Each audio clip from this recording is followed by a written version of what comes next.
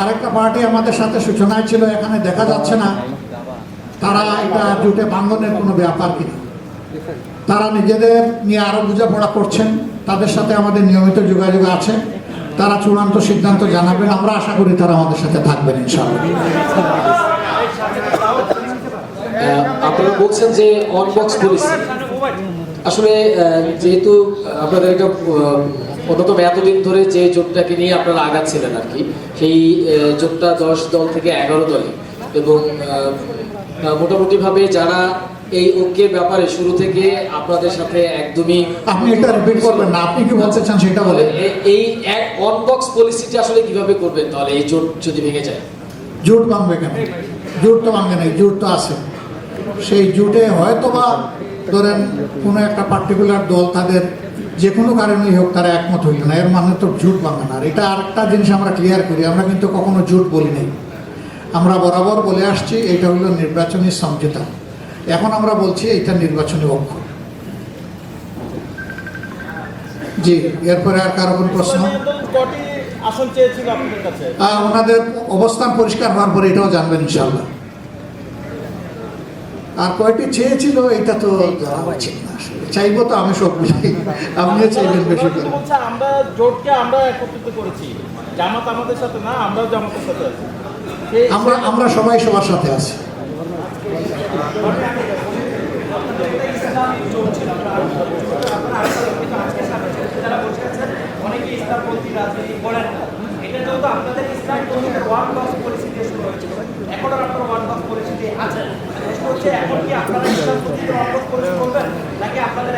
দেখেন, আপনার কথা সঠিক না পুরাপুরি।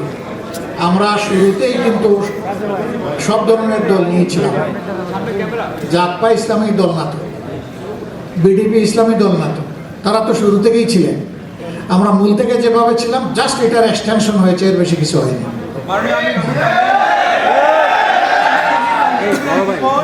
আমি কাজ করি লন্ডনের দ্য ইকোনমিক্স নিউজ পেপারে। আমি জাস্ট জানতে চাই আপনার কাছে যে আপনারা যে ইনক্লুসিভ একটা নির্বাচনী ঐক্য করেছেন, সেটির বিষয় এবং ভিশন কি হবে? এটা কি শরিয়ার যে একটা ব্যাপার আছে সেটি কি এখানে মূল পয়েন্ট হিসেবে থাকবে, না অন্যান্য কোনো পয়েন্ট থাকবে? আপনারা আমাদের নির্বাচনী ম্যানিফেস্টোতে সব পেয়ে যাবেন, আমাদের পলিসি পেপারে সব পেয়ে যাবেন। এটা বিস্তারিত বিষয়, এখানে এটা মানে সবিস্তারে বলা সম্ভব নয়। পেয়ে যাবেন, একটু ধৈর্য ধরেন, খুব সহসাই পেয়ে যাবেন।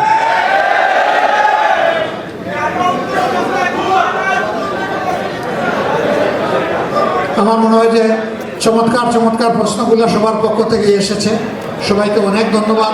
আপনারা ভালো থাকবেন, একসাথে জাতিগত আল্লাহ হাফেজ। ইতিমধ্যে নেতৃবৃন্দ গুরুত্বপূর্ণ বক্তব্য রেখেছেন, আমি এগুলোর আর পুনরাবৃত্তি করবো না। তাদের বক্তব্য আমাদের সকলের বক্তব্য। আমরা 54 বৎসরের রাজনীতির যে ঘুণে ধরা অবস্থা, এটা থেকে জাতি যে মুক্তির আকাঙ্ক্ষা করে, সেই আকাঙ্ক্ষা পূরণের জন্যই মূলত আমরা একত্রিত হয়েছি। আমরা ওই পুরানা রাজনীতিটা আর চাই না, যেই রাজনীতি ফেসিবাদ হয়ে জাতির গাড়ে চেপে বসে, ও রাজনীতি আমরা একেবারেই চাই না। যে রাজনীতি নিরীহ মানুষের জীবন রক্ষার চাইতে মানুষকে খুনের রাজনীতি করে, আমরা সেই রাজনীতিতে আর ফিরে যেতে চাই না।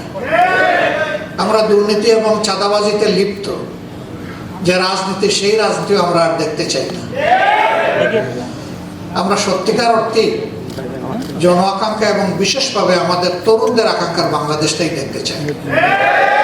সেই বাংলাদেশটা গড়ার জন্যই আমাদের এই অন্তর্ভুক্তিমূলক আয়োজন। আমরা কার্যত জুলাই বিপ্লবের যারা স্বীকৃতি দেন, ধারণ করেন, জুলাই বিপ্লবের মাধ্যমে নতুন বাংলাদেশ গড়ার স্বপ্ন দেখেন, সেই লোকগুলোই আমরা একত্রিত হয়েছি। আপনারা দোয়া করবেন। দেশবাসীর কাছে আমাদের অনুরোধ যে আপনারাও পরিবর্তন চান, আর আমরা সেই পরিবর্তন করার দায়িত্ব নিয়ে ময়দানে নেমেছি। কার্যত আপনাদের দেওয়া দায়িত্বই আমরা পালন করার জন্য সামনে এসেছি। আমরা আশা করব যে আপনারা সব কিছু দিয়ে আমাদের পাশে থাকবেন, সমর্থন যোগাবেন, ভালোবাসবেন, এবং জনগণের বিজয়টা আপনারা নিশ্চিত করবেন। অতীতের মতো কোনো নির্বাচনী ইঞ্জিনিয়ারিং আমরা দেখতে চাই না এবং আসলে আমরা একবারই এটা বরদাস্ত করবো না ইনশাআল্লাহ। যে কোনো ধরনের কারচুপি, ভোট ডাকাতি এবং ভোট ইঞ্জিনিয়ারিং এর বিরুদ্ধে, ম্যানুভারিং এর বিরুদ্ধে আমাদের অবস্থান হবে স্পষ্ট। এদেশের যে যুব সমাজ তিনটা নির্বাচনে ভোট দেওয়ার বয়স হওয়া সত্ত্বেও একটা ভোটও দিতে পারল না, আমরা তাদের ভোটটা নিশ্চিত করতে চাই। যুব সমাজ, তোমাদের ভোট তোমরা দেওয়ার জন্য ভোট থেকে বের হয়ে আসবা এবং তোমাদের ভোটের হিসাব নিয়ে তোমরা করে ফেলবা। আমরা তোমাদের সাথে থাকবো ইনশাআল্লাহ। আজকে এই প্রত্যাশা, আমাদের যে ঐক্যটি, সেই ঐক্য গঠনে বিভিন্নভাবে অনেকের বিশাল অবদান আছে। আমরা তাদের সকলের অবদানকে অত্যন্ত শ্রদ্ধার সাথে স্মরণ করি, বিশেষভাবে স্মরণ করি 47, 71, 24 সহ জাতির টার্নিং পয়েন্ট, জাতির জন্য যারা জীবন দিয়েছেন তাদেরকে, যারা লড়াই করে আহত হয়েছেন তাদেরকে, এবং যারা বিজয় ছিনিয়ে এনেছেন দফায় দফায় তাদেরকে। আমরা সকলের প্রতি শ্রদ্ধাশীল, আমরা সকলের প্রতি কৃতজ্ঞ, আমরা সকলের ঋণ পরিশোধ করতে চাই। একটা নতুন বাংলাদেশ গড়ার মাধ্যমে ঋণ পরিশোধ করতে চাই। যেই দেশটা হবে আধিপত্যবাদের কবল থেকে মুক্ত, ফ্যাসিবাদের কবল থেকে মুক্ত, এই দুই যন্ত্রণা থেকে মুক্ত একটা নতুন বাংলাদেশ যেন আল্লাহ তাআলা আমাদেরকে দান করবে। আমরা লড়ে যাব ইনশাআল্লাহ, আপনারা আমাদের সাথে থাকবেন। সাংবাদিক বন্ধুগণ, আমাদের এই কথাগুলো আপনারা জাতির কাছে পৌঁছে দেবেন। আপনারা কষ্ট করে এখানে এসেছেন, আমরা সকলের প্রতি শ্রদ্ধা নিবেদন করছি। এখানে কেউ কাউকে সিট দেয় নাই, আমরা সবাই বসে সমঝোতা এবং আলাপ আলোচনার ভিত্তিতে আমরা এই সিদ্ধান্ত নিয়েছি। আগেই বলা হয়েছে যে এই সিদ্ধান্তের পরে যাকে যেখানে দেওয়া হয়েছে তারা আমাদের 11 দলের এবং প্রত্যাশার দেশবাসীর ক্যান্ডিডেট।